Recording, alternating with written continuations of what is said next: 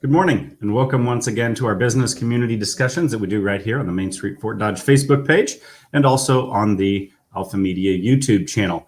This is an interactive discussion, so if you do have comments or questions that you'd like to post, just do it right there on your social media platform of choice. You can make comments in YouTube, you can make comments on Facebook, and those can become part of the show. So feel free to absolutely join in. We've got a great discussion coming up today. We're going to be talking. Oh, I've got an echo. Hold on, let me fix that. We're going to be talking with Linda Klein from Webster County, Iowa State University Extension and Outreach. She's the program coordinator and Prosper Team co-leader. We'll get all the details on some of the programs that are coming up. But first, let's introduce our usual suspects as usual contributors here. We have Cheryl O'Hearn with Spin Market Plus Digital. Good morning, Cheryl. Good morning. So I'm a suspect today. That's right. The usual suspects. Wow, I can't wait. Yeah, we got a lot of good information and coming up. So encourage you to ask questions, guys, because I know Linda will be happy to answer you as well as the rest of the team on here. Yeah, absolutely. So let's bring on Darcy Swan with North Central Iowa's SPDC. Good morning, Darcy. Good morning. How are you guys? Very, very good. Okay. And we've also got Chris Patrick from Main Street Fort Dodge. Good morning, Chris. Good to have you again. Thank you. Good morning, everyone. Yeah, so today's a great show, and Linda is not a first-time guest, so she's used to our situation here and knows exactly kind of how this program goes. So let's bring on Linda. Linda, good morning. We're excited to have you back. Good morning, everybody. It's a beautiful day for the corn and the soybeans to grow out there, Jed. It is a beautiful day for that. And so, yeah, we're looking forward to all it is that you have to share with us today. So let's kind of get into it. One of the main things that we're talking about today is the Master Conservationist Program. Let's talk about what that is. Right, and that might look kind of wordy there on that document there, but they can go to my website and find out information. This is a program that we did 2 years ago and had about 15 participants from a 4-county area. And we want to start next week. I need about 2 or 3 more great bodies who want to go to Pocahontas County, Webster County, Hamilton County, and up in Humboldt to see some new parks they've never seen. Here's some conservation people and naturalists. Like next week, we would start out at Camp Anoki. I had never been to Camp Anoki until 2 years ago, and they have done so many improvements out there, you guys, that it is a beautiful lodge. It is a beautiful walking area. Karen Hansen and Aaron, they have done a great job with those walkways and having things out there. And Matt Cosgrove would be talking to us that next week we go to Bell's Mills down in Hamilton County. I've never been to that park, and Darcy's shaking her head that, it's like a really fantastic place to go to. And she's probably been there, and so we get to go to Brushy Creek.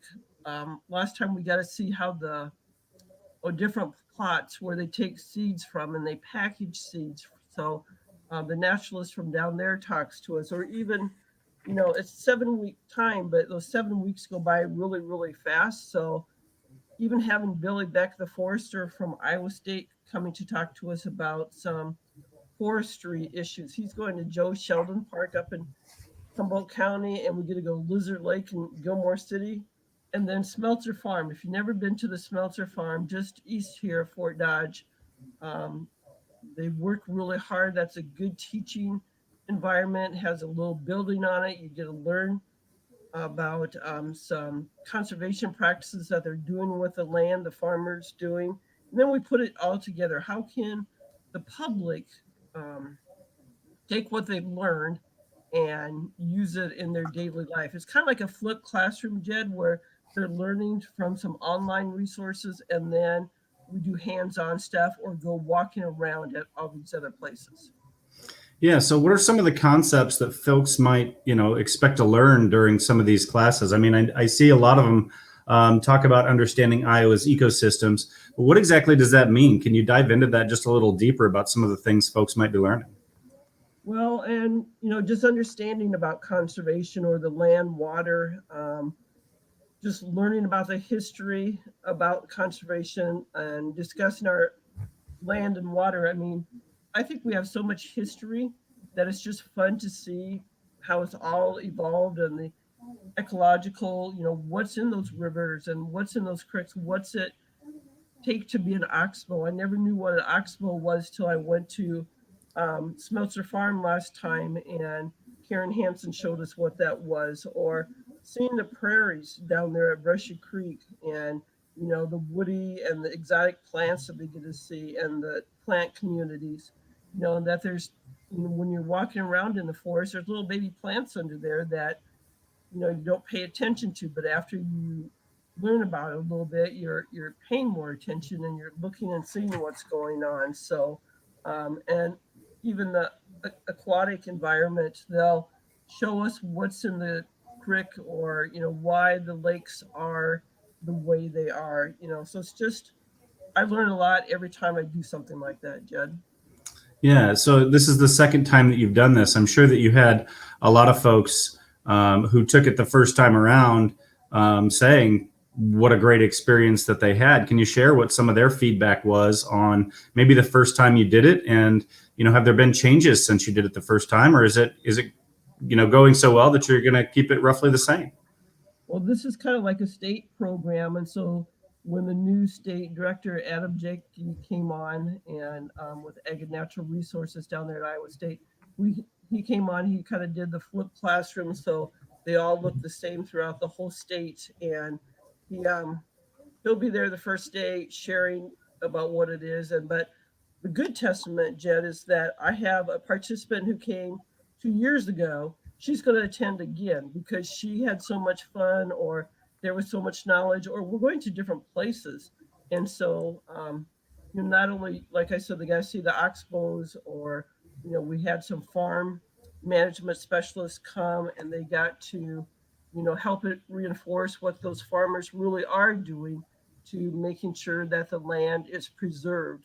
We don't want that wind to, take away the soil, because that's precious soil. And so what are those farmers doing with cover crops, and, how are the lakes and the waters, what are those naturalists doing to that system now? So everybody liked it. And, I just think the great testament is that one person is coming back again for a second time. Yeah. So talk to us a little bit about what it takes to be involved. Obviously, you need to be able to commit to these 7 different days, but who's eligible to come to this? Anybody who can walk, so that would, you have to, my knee is about getting to the point where I can't, it's kind of hard to walk around so much, but if you have your walking stick, you can walk around and enjoy nature. I think we are so tired, Jed, of being cooped up inside, that we are wanting to be outside and see nature stuff. So how fun it would be to come to a program like this. So, it would be an adult, maybe somebody even who's going to college and wants to be a naturalist, or, go into that kind of program. Maybe it's a teacher who is teaching biology at the high school or whatever. And so we are getting down to the last couple of days here, where I need a few more bodies in order to have the program go. So you just go onto our website and you can enroll and pay right there. And I'm even going to give you a meal for 2 of the weeks. So that's a pretty good deal to have. Let's see, Harley is going to cook for us for the first week from Feed Shed out of Moreland. So you can't beat that, right? I mean, or one of your first times to come. So Excellent.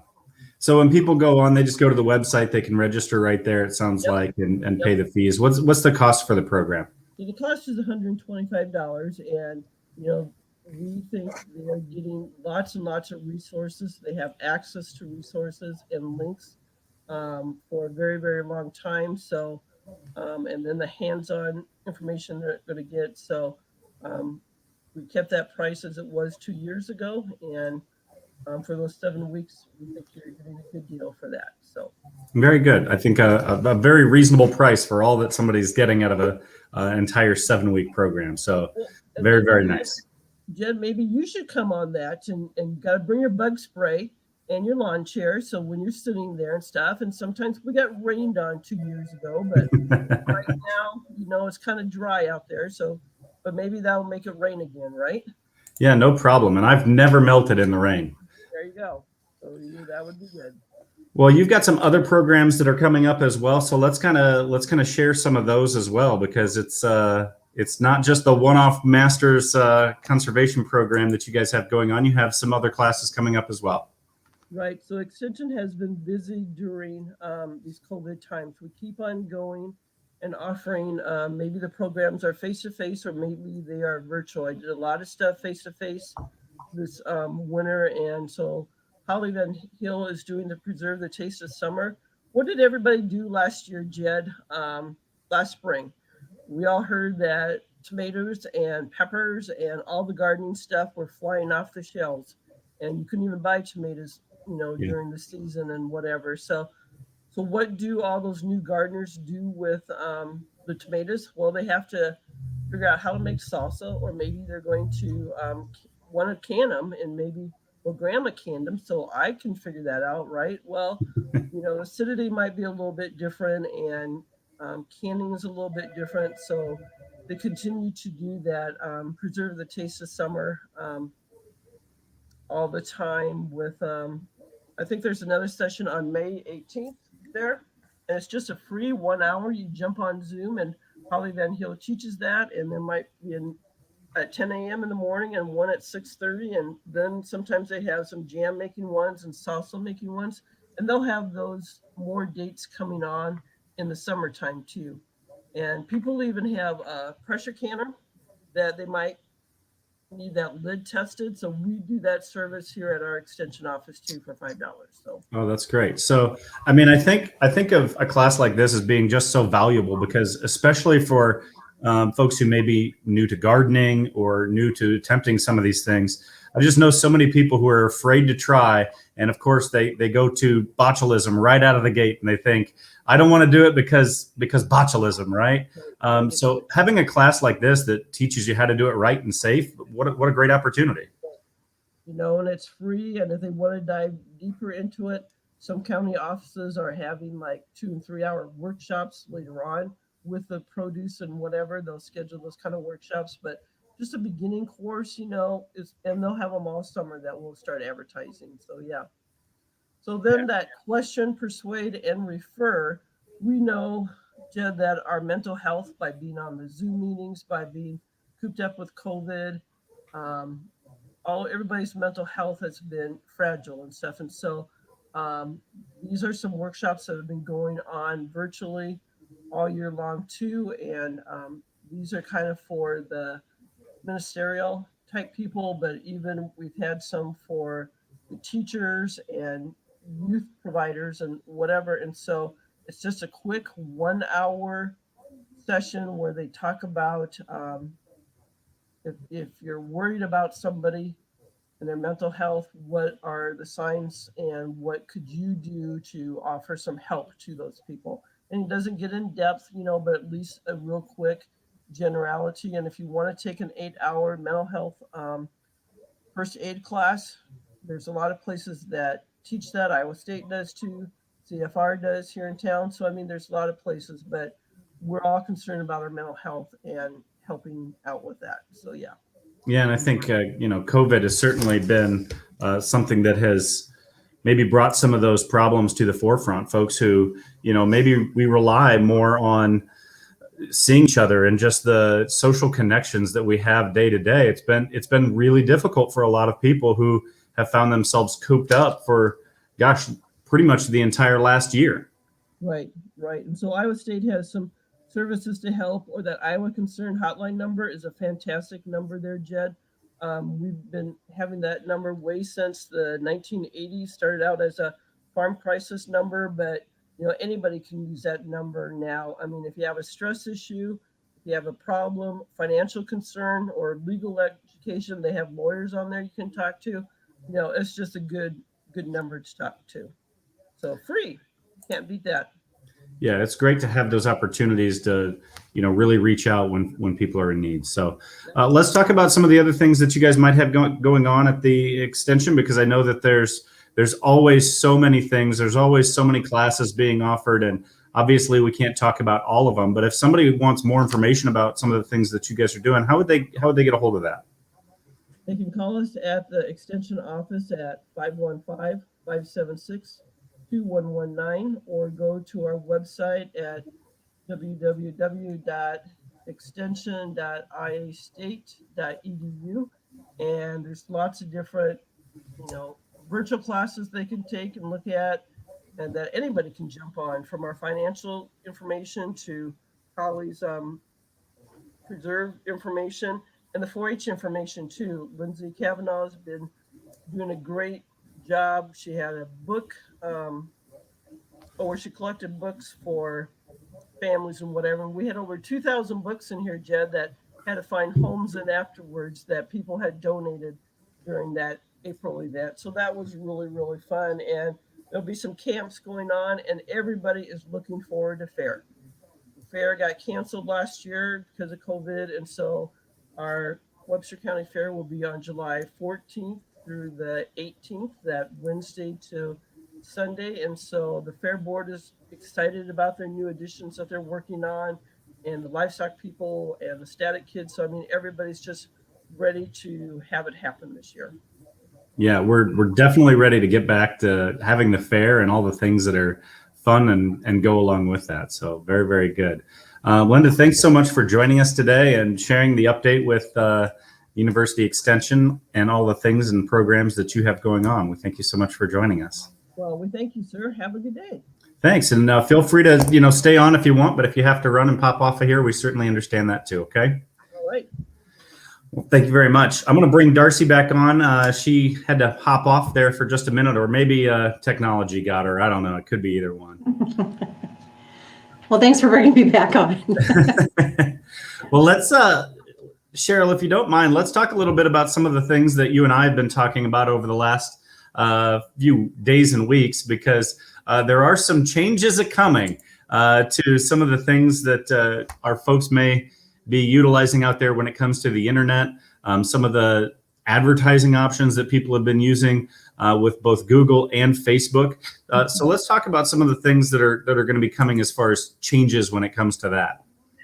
Well, Google has some big changes coming up, and they've let everybody know about this well over a year. It's going to start next year, but it's in regards to cookies, and it's internet privacy is what it is. And like it says here, these are policies on what users' information can be collected and shared. And this includes the identifiers and the cookies. And that is basically how everything has been managed for all this time. Is you've always seen the little information when you hop on a website. It says verify that you are going to allow us to use cookies or whatever on there. And a lot of people don't know what it means. They just click it and okay, well, it's a cookie, whatever. But a cookie is a way, it contains a message or a packet of information about the user. So it's about you, and that information is then transmitted back to the company that you were looking at. And they use that information to expand their marketing, to expand their products and services. I mean, it's a lot of things. If they see people are looking for a certain product out there, that might be something that they develop. All of that information comes out. And it's been a standard for all these years. Well, Google has decided that they're not going to allow that anymore. And so that's going to mean that there's going to be changes for you as a business owner on your website, on any way that you're doing, any kind of marketing you're doing at all, because they're going from third party to first party. That's right. And as far as collecting the data. So what that means is that the data that they're going to allow you to collect has to be somebody that's serious about your business.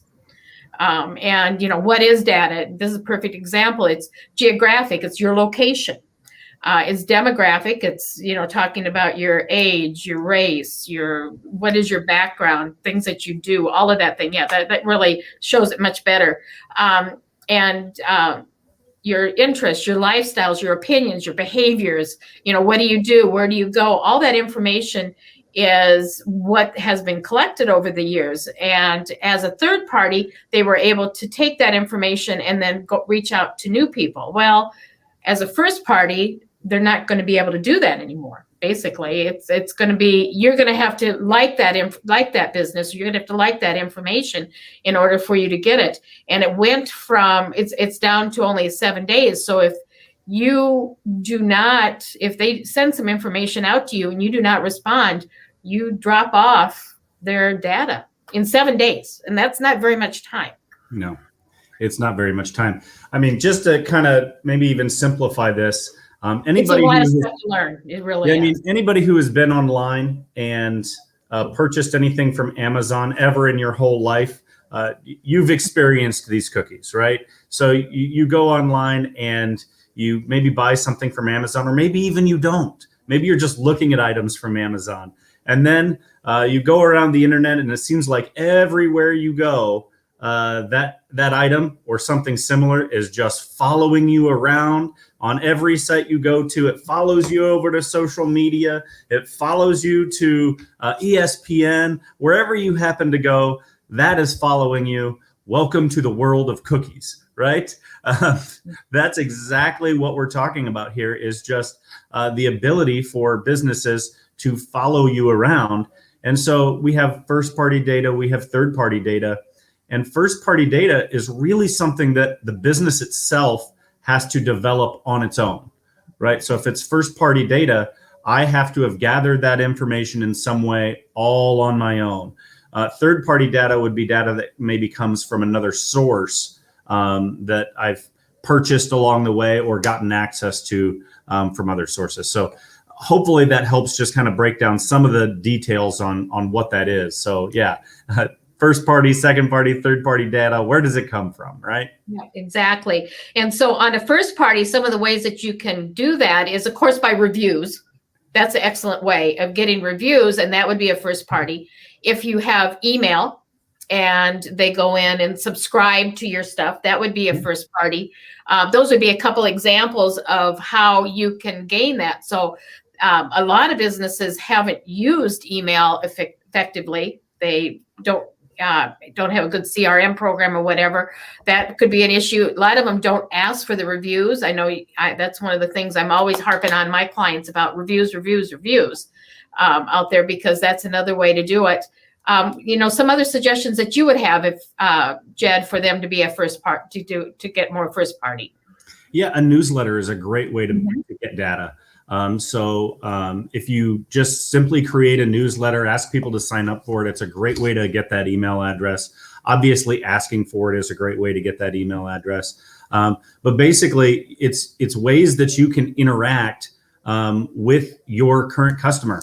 I love getting the email as the gateway, because once I have that email, then I can begin to ask questions about the demographics, about the psychographics, about the geolocation sorts of things.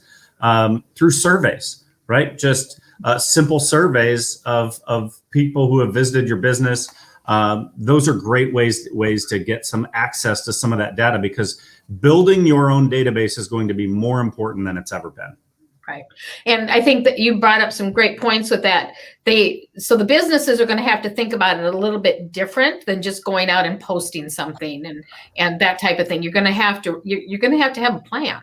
And you're going to have to be a little bit more organized on what you're going to do and get information out. That doesn't mean that it's going to be a daunting task. It just means that you're going to have to regroup and think things through a little bit differently, and really go after, if somebody comes into your business and you ask them to sign up, or you get their phone number or anything like that, that's another way that's a great way to collect it and to keep getting them that information going forward. So you're really going to have to think about all the ways that you can get that first information in order to expand your base of getting your products, services, or whatever it may be out when you're marketing to them. Yeah, if you're a service product and you're appointment based, gosh, get that phone number and start utilizing that phone number to use text messaging to confirm appointments. Your folks will like that. That's first off.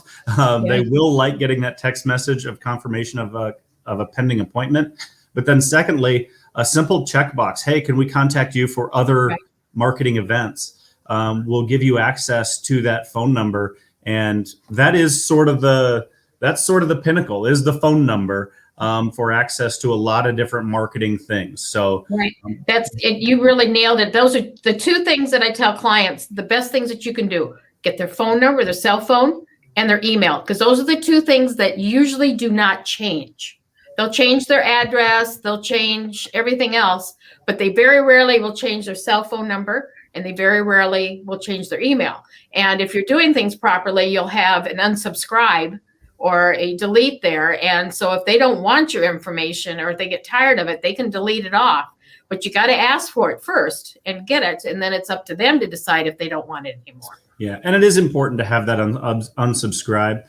You can run into issues with spamming laws and things like that if you're just out there sending things out. So, I mean, it is worth understanding a little bit about the regulations of just sending out those emails and sending out those text messages when you get the information, but not super difficult. The main thing is that you have to be respectful of the person, one, knowing that they're signing up for it, and then two, having a way to decline it in the future if they no longer want it. So those are the main things that come along with it. And so, yeah, I would say those are the two things: phone numbers, emails, and just make sure that we have a way to get those. And then how are you going to utilize them, right? Because once you have them, there are so many ways that you can utilize those things. And once it's first party data, you own it, right? It's your data that you've collected about people who have interacted with you. Another great way is contesting. We utilize a number of different contests here where people will sign up online. They do it via their websites. They do it via social media. They do it via third party, our website. And then we ask on their behalf if we can collect the data. And people sign up to win. And you would be surprised that most of the time, if it's a business that they enjoy, they say, sure, yes, please share future offers with me. I definitely want to hear about those things because it's already a business that they enjoy. Right. And so most of the time you can get those through there. So contesting, another great way to get some of that information.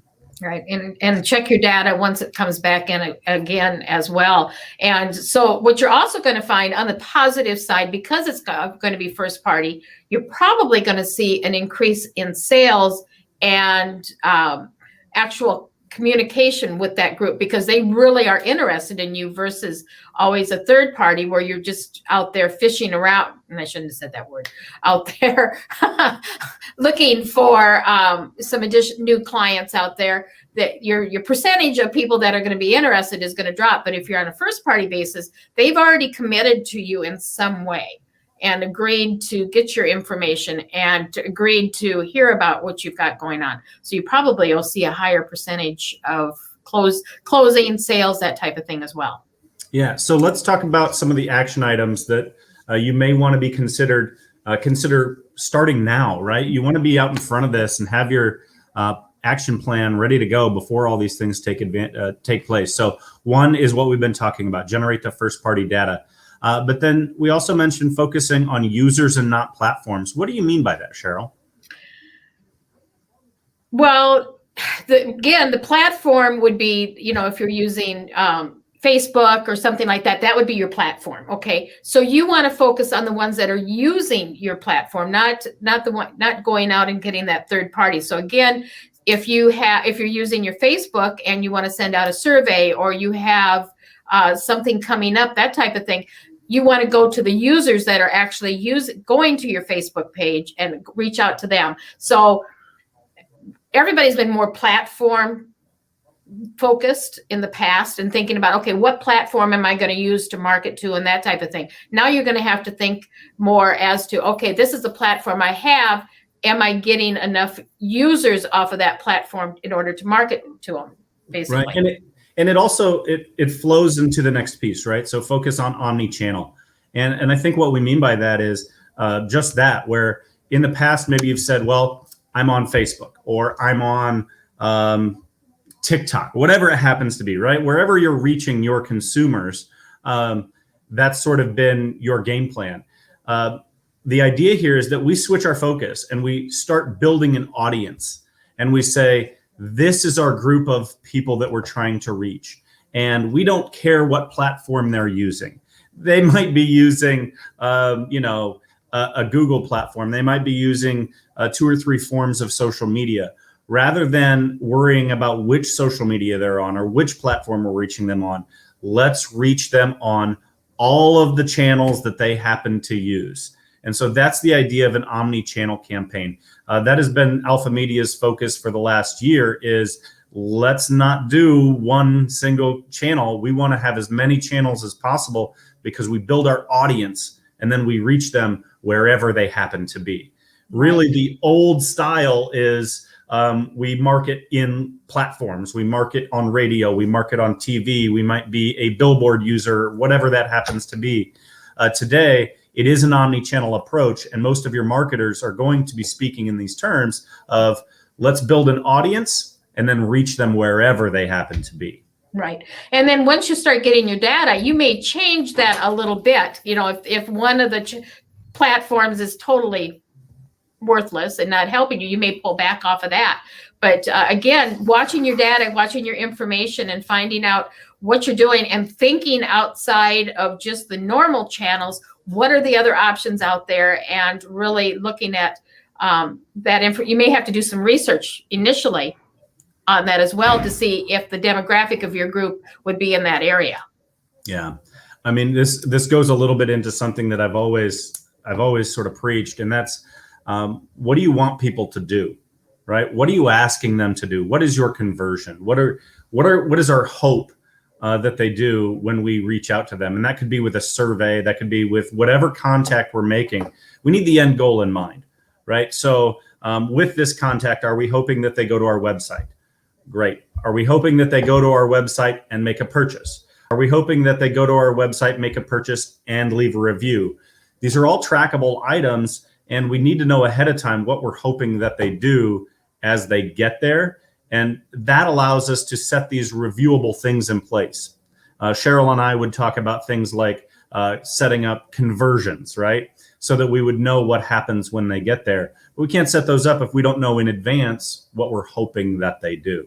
And Right. so just another piece of that puzzle as we talk about setting things up for review, getting that data, and having sort of a best practices. Let's always review and know ahead of time what we're hoping that those customers might want to do at the end of the discussion. Right. And you got a really good point. A lot of clients will say, well, nobody's buying from me yet. I'm paying all this stuff out there. Well, first of all, you got to get them to know that you even exist. So you got to get your brand first before you can get the clicks or the ka-ching to come through. The ka-ching, I like it. All right. Well, Facebook has also said, hey, we're going to be doing some new things as well. So let's go through some of those real quick. Well, this one is in regards to your pixels and your conversion API. And so now they're asking you that each domain that you're using with a pixel, that you have it verified. So there's some steps that you need to do in order to take care of that. And it is pretty straightforward. There's certain links that you can go to to do that, but you need to go in and verify it by Facebook. You can't just use what you had set up before as a pixel. You got to verify it first. And that's going to make a difference on your events and tracking that. And again, putting this in place in real time, kind of the way we've used pixels in the past is, let's say that I have a concert event coming up on my website. I might put a Facebook tracking pixel, which would allow me then to target those individuals who came to my website on Facebook. That's sort of the idea behind the Facebook tracking pixel. Right. And that would be first party again for you, so that you'd be able to use it on any of the other stuff that you're doing. So again, it's basically getting yourself first party instead of third party. Yep. And so the idea there is, just make sure that it's verified and work through that with Facebook. Again, just making sure that they're as tight as they can be on security and privacy. That's what they're trying to do with that. And we've heard all that information coming over, and they are giving you enough notice that it's happening. So Facebook is going to happen really quick. I think at the end of this month, actually, they're going to start phasing that part in, I believe. So also, they're doing some redesign work. So you'll be seeing some changes on that. And that's something, so don't freak out when you see something different coming across on that information. They're also because TikTok has been very popular, they're going to try to do their own thing. And so you're going to see what they call Collab, which is their version of TikTok. It's currently in the beta area right now. So it is being tested and checked out to see, how it's going to work. But if it works, I guarantee you Facebook will be pounding on your door via your email and your social media to get you to their new TikTok-like app. There you go. Well, this one's really interesting. And if many of you, you've heard me over the years that you can't have more than 20% text on an image. Otherwise, you do not get as much engagement off of it because they just don't push it out there. Well, they've changed that and they're no longer penalizing you. I would still say on there, don't on your image have a whole bunch of text on it because it's too hard to read. So, have the predominant things on that image and have the rest of it in your text part of your Facebook ad out there, or link it to something that has a lot more information on there and learn more. Yeah, and we've run into this as well, running Facebook ads, and it's best practices certainly to keep as little amount of text in there as possible. I think of it a lot like a billboard. I've always said that if you can keep your billboard ads to 6 words or less, that's usually best. And the reason for that is, as you can imagine, you're driving down the highway at 65 miles an hour. Some people I hear even go faster than that. And you're whizzing by those billboards pretty fast. 6 words is about what you would expect to get in on a billboard. Well, imagine how fast my daughter scrolls through Facebook. I mean, it's a miracle that her index finger isn't the strongest digit on her hand, because she's scrolling so quickly through those memes in a lot of cases. But so the idea there is to slow it down and to be able to be seen. Fewer words is certainly better. It helps you get your message across. But there have been times when we certainly want to have a little bit more than 20% of text in the ad, and it's hurt us in the past. And so great to see those regulations be lifted just a little bit. Yeah, that's a good one for us there. So hashtags, you may have seen this when you're doing a Facebook post. Suggested hashtags will come up instead of what you're doing.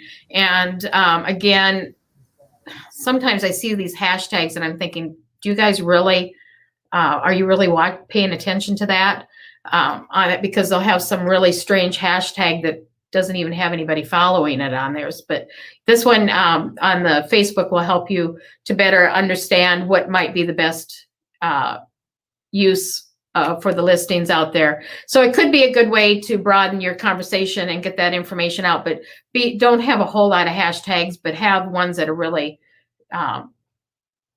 getting to the group that you're looking for or the market that you're going to. According to social media, okay, they say 3 billion people are using Facebook's platforms, and that includes Messenger, Instagram, and WhatsApp. So they're changing on how they're announcing that in the late last year, certain partners that can now claim ownership over these images. So you need to make sure that your image is not something that would be, oh shoot, I can't think of the word. Well, like copywritten stuff is copywritten, exactly. That's what I couldn't get that out there. So yeah, copyright on there. So, that's really important. Actually, we had a client call us from Georgia and was really freaking out because somebody had told him that they were using their copyrighted photos on all their stuff, and he didn't know what to do. And of course, this was he had bought the business, and this was a website from somebody else and on their social media. So we had to hurry up and go in and clean everything out and make sure that it was not copyright photos on there. Yeah, so this has actually been an issue for a long time. And I think Facebook and Instagram is finally coming around to assist the folks who have ownership in those products. In my industry, in radio, this has been something where radio stations have been sued all across the country over and over and over again for use of copywritten material on websites and social media. The biggest example of this would be artists, musical artists that are used by radio stations. And, some paparazzi may own the rights to that image, and they will absolutely sue you if you are using that image and shouldn't be. So, folks have done things like pull images off of, magazine articles, or pull images off of a magazine's Facebook page. You don't own that. The photographer owns that, and the usage rights were probably purchased by the magazine and things like that. And there are ways to sort of search the internet for those pictures that you own copyrights to. And there are absolutely people who, lawyers who make a living simply searching the internet and issuing lawsuits over and over again for images that you don't own. So I'm going to go back to the word first party. So first party images, ones that you've created on your own, taken on your own, created on your own through Photoshop or whatever other imaging software you own, those are by far the best usages that you can have. Or make sure that it's something that you've paid for. And I hate to be the guy that's out here saying, cover your butt when it comes to these. I'm just saying there's folks out there who, are just looking for somebody to sue, and you don't want to be the person that they find. Exactly. And I always have told our clients as well, really, your own photos are better than any of the other ones anyway. So that sometimes, it feels like a daunting task for our clients saying, oh, now I have to take photos and stuff. You don't have to have a whole lot of photos. Just have your own stuff, and you got your phone. You can do that anytime. So it's not that as big a deal, but you're exactly right. There's people out there looking for you as a business to not be paying attention and to have something like that. And they will come after you. Yeah, absolutely. Well, let's talk quickly about the Facebook Business Suite. This is just another opportunity for you to have more control and more data about what's coming in about your business. A lot of us have been using Facebook Pages for a while now. The Business Suite is kind of an upgrade to that. Yeah, exactly. And so you need to make sure that you're going in and getting that set up right and using it correctly. And it's not that hard. Yes, you're going to have to spend a few minutes taking care of it and doing it, but it will help you much more to interface much better with your businesses of all sizes and to, again, collect that first party information that you're looking for. Yeah, very good. So, I know that we've kind of gotten into the weeds a little bit on this, but I think it's important. I think that it's, knowledge is power when it comes to things like that. And we just want to make sure that people are ready to go when it comes to their digital footprint. If they've been doing some marketing, whoever you've been doing your marketing with, talk to them about this. Gosh, make sure that they are up to speed on having you ready with your first party data when these changes come into effect. And now is certainly the time. Last year, we were talking about, hey, now's the time during this pandemic to get your website in order. Now's the time to get the, your social media world in order. Well, now we're saying, hey, now is the time to make sure you're collecting first party data. And here's some great ways to do it. So, if you have any questions, gosh, reach out to one of us and we'll be happy to help you kind of walk through some of the things that you can do, best practices to make sure you're in the best position moving forward. Yep, exactly. And I know we've talked about doing some other programs in the community on it. So hopefully we can get some things scheduled as well, whether it's a webinar or face-to-face on it. And businesses don't think it's going to be too much work. It's going to be a little bit of work up front, but in the long run, you are going to really benefit. And it is something that you just have to do. It's like filing taxes, which are due Monday. Very good. Well, let's talk with Darcy a little bit about some of the things that you've got going on. You've probably got an update for us on some of the grant programs that are going on as well. I do, and a great segue into a few of the things I want to talk about is about those first-rate images. And if you're wanting to create your own, don't forget, we have those photo boxes that are available for use at no cost. You just have to reach out to us here at the center. And Chris has a couple down in her office as well. So you just have to get a hold of her and you can just borrow them and use them until you're done and bring them back. So a great way to get some really good images that you own. So as far as some of the grants that are going on, I just wanted to make note that we've had a couple of inquiries in the office here on the Shuttered Venue Operators Grant. Folks haven't heard yet and they're getting nervous. Actually, the awards won't be made till the end of May. So there's about another week or two before folks will start finding out about that. And it will be, award information will be sent to the email that you applied through the application. So just a heads up on that. And then late yesterday, I did get a press release from the SBA on the Restaurant Revitalization Fund. Applications are still being accepted. We strongly encourage you to get those in. That money is going to go quickly. In fact, there is $28.6 billion allocated to that fund. And they have already received more than 147,000 applications, totaling over 29 billion. So we know people aren't going to get their full awards that they're seeking, but that money is going to go really fast. To date, they've already awarded 2.7 billion of those funds, and that just opened up on May 3rd. And in those first rounds, of applications that have come in, 76,000 have been from women business owners, over 6,000 from veteran businesses, and then over 42,000 from those being kind of classified as economically and socially disadvantaged. That is the tier one. They will be reviewed first. I believe they have, I want to say it's like 22 days that those will be reviewed, and then it's first come, first served based off the applications received after that. So we're still getting calls here in the center with folks asking questions. Kimberly has got quite a few clients that she's been working with and assisting. I have several as well. So reach out to one of the two of us, and we can definitely do our best to help answer those questions so that you can get in the running for some of those relief funds. So also, I wanted just to let everyone know that our state SBDC office is going to be running a series of workshops starting on June 1st. They're all in the morning at 8:30. They are bringing in Tom Shea. He's with Profits Plus, and it's going to be a full month of discussing pricing and retail strategies. So as things are starting to get back to a semi-normal state, stores are struggling some with trying to figure out the financial ends of their businesses.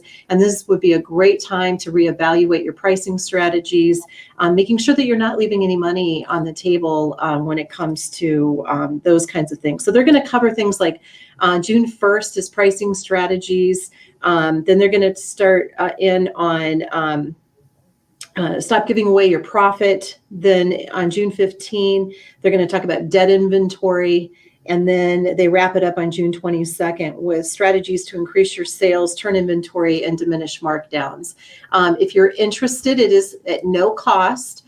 You can go out to NCI SBDC on Facebook, and I've got it all out there on our site, or you can go to America's SBDC Iowa, I think is how it's listed on Facebook, and you can sign up through there as well. So, or you can also just reach out to the center and we can get you the information. But that'll be a really great workshop series for those retail businesses. So, and that's all I got this week. That's very good. There's some good stuff in there, and we're excited to kind of hear about those classes and all those things that are going on with that as well. So updates. I plan on sitting on it myself, so I'll make sure to give some updates on our Thursday time together. So that's great. Yeah. So let's talk with Chris Patrick from Main Street Fort Dodge. Chris, always a lot going on over there, but you guys got a grant recently, and so we're excited that that grant's going to maybe help us keep a cleaner downtown. Well, absolutely. This is the grant we received from the Iowa Arts Council called Arts Build Community. Jennifer Drinkwater participated with our committee. We had about 13 people on there. And what we did was we decided that the way to solve a civic problem, and our civic problem was recycling and refuse in the downtown. I'm sure we can all remember a few years back when you'd walk through the downtown, there'd be blowing garbage at different places. So we have created 26 beautifully artistic welded garbage cans. They're square. You'll be able to see them next week. We're going to install them on Tuesday. And this was a partnership with a lot of people, including the high school, Fort Dodge High School, Industrial Trex. I really want to shout out to Andy Kavanaugh for his great work and his students for welding and creating these trice receptacles. And then COVID happened. So instead of being able to just put those out there right away, we had to wait. And while we waited, we thought, it would be fun to really get another segment of the kiddos involved that are kind of bored at home.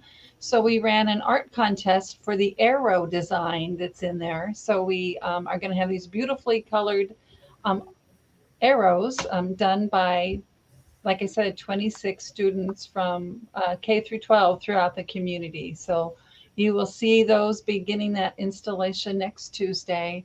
And again, Jim Hojak was the original designer of that container, and he's on our design team. So we're excited. This grant was for $10,000 and the total project cost was $40,000. So we were really able to leverage that money and hopefully make a really good impact and an artistic impact in the downtown. So That's great. It sounds really easy, to put something like this together. sure. But when you start thinking about all the different hands that are in it, and you put out these trash receptacles, people fill them, and somebody has to empty them, and that's something that has to be thought of on the front end of this. So can you tell us a little bit about how this came together, and who's emptying these things, and what did that discussion look like? Well, absolutely. So I'm going to back up to the very beginning. Once upon a time, Carissa Harvey, senior planner or strategic planner at the city of Fort Dodge, actually wrote this grant. And so the city will be emptying these garbage cans. So like I said, we have so many partners. It would probably take me 5 minutes to list them all. So we got those receptacles created and we're ready to install them. And then it's like, no, wait a second. We really need to think about the best places to install them. So then we pulled in Kevin and Doug from the city to walk through the downtown a couple times with us over the last 6 months to figure out where to put these. So maybe a snowplow doesn't run into them. What businesses really need to have trash receptacles outside of their business, and what others maybe really don't need that service as critically. So lots and lots of little details like that, Jed. And thank goodness there was a total team of about 22 people to work through these details, because there's no way I would have thought of all these little intricacies that we needed to work through. So huge community project. And again, thank you, Fort Dodge Community School System, Andy Kavanaugh, the city of Fort Dodge, our other partners, Amy Bruno, Shelley Bodor from the Fort Dodge Fine Arts, because the painted dumpsters that we do are part of this project also. So it just goes on and on. Yeah. Now you're in trouble because you started mentioning folks. I know it. So if I didn't mention your name, email me and I will apologize. Well, so any other projects that you guys have going on? It's been kind of a busy spring so far. What else do we have looking forward to for Main Street Fort Dodge? Sure. So our really beautiful planters, there's 17 of those big black planters in the downtown. That is a Main Street self-supporting municipal district project. Those will be planted over the weekend. So I can't wait to see what they will look like once they're done. Challenge Grant project with those 12 addresses is wrapping up. We have 2 awnings that need to be delivered yet. And then that project will finish out by June 9th. So that's our deadline. So that will be great. I was able to walk through our Challenge Grant project that's at 13 North 11th Street again yesterday. 2 beautiful high-end apartments just off the square in the downtown that will be ready to be rented here probably in the next week. So lots of those things behind the scenes, working on another facade project. Hopefully we can put an application together with the city of Fort Dodge and submit it to the state so we can get another 8 to 10 buildings stabilized and maintained in the downtown this coming year. Things like that. We also have our virtual business lab up and running on our website. Mhm. So I could, like I said, I could just keep talking, but I will stop. So how Very much money has there been for improvements downtown in the last 4 years? I'd like to hear that again. So thank you for that leading question, Cheryl. So we've had $5.5 million of private investment, and that is in building transition, building cells in the downtown since January of 2018. And on top of that, we've also had $6.5 million of rehabilitation of buildings in the downtown. So, you know, when you add those together, we're between 11 million and 12 million. I'm talking at millions. All these things are millions, whether I said thousands or not. Between 11 and 12 million dollars of investment in the downtown. And we've got about 8 projects in the works right now that are not part of that number. So we should be able to top that $13 million by the end of the year. It's amazing. Great Isn't work. that great? I mean, and that Great is work. people working together, Jed. It's all about teamwork. That's fantastic. So, well, thanks everybody for today. Unless there was something that I missed, absolutely hop in and let me know. But we've talked for another hour this Thursday about all the great things going on in our community and opportunities that business owners have. So absolutely reach out if you have any questions or comments or ideas for upcoming shows. We definitely want to hear those as well. Join us next Thursday, 9 a.m. as we do every single week. We talk right here on the Main Street Fort Dodge Facebook page about all the things going on here in Fort Dodge. Thanks so much to Linda Klein joining us as our guest today, and also Kimberly Tiefenthaler, who sometimes joins us from America's SBDC, but sometimes we also get Darcy Swan. So thanks so much for joining us today, Darcy. Also, Chris Patrick, the Executive Director of Main Street Fort Dodge, and Cheryl O'Hearn, the Digital Marketing Specialist of Spin Market Plus Digital. Of course, I'm Jed Burns, the Market Manager here for Alpha Media Fort Dodge. Thanks once again, and we'll talk to you again next Thursday right here at 9 a.m.